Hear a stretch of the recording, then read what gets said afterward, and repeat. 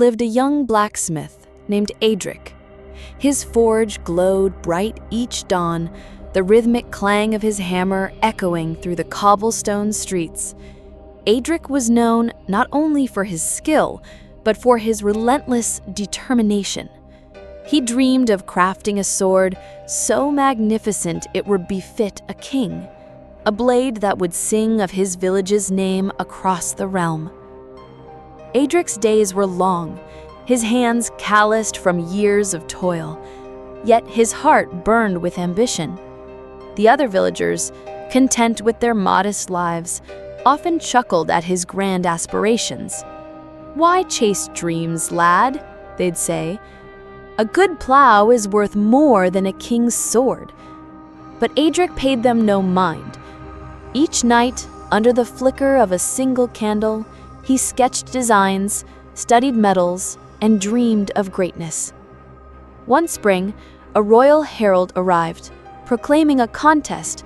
The king sought a new blade, one unmatched in strength and beauty. The winner would earn a place at court and gold beyond imagining. Eadric's heart raced. This was his chance. But the challenge was daunting. The finest smiths from across the kingdom would compete, many with years of experience and access to rare materials. Eadric had only his small forge, his worn tools, and his unyielding resolve. He set to work immediately. By day, he fulfilled orders for horseshoes and nails to keep his forge alive. By night, he experimented with alloys, folding steel with techniques he'd learned from an old traveler's tales. He scavenged the nearby forests for charcoal of the finest quality and traded his last coin for a small ingot of rare Damascus steel, said to hold an edge like no other. Sleep became a stranger. His hands bled and his eyes grew heavy, but he pressed on. Months passed, and the village began to notice Eadric's transformation. His forge burned brighter, his strikes surer. Even the skeptics grew curious, peering into his workshop to glimpse the blade taking shape. It was no ordinary sword.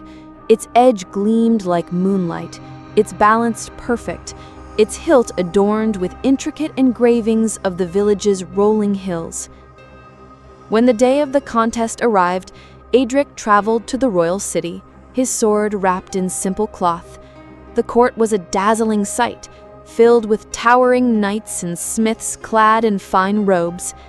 Eadric, in his soot-stained tunic, felt small, but his spirit stood tall.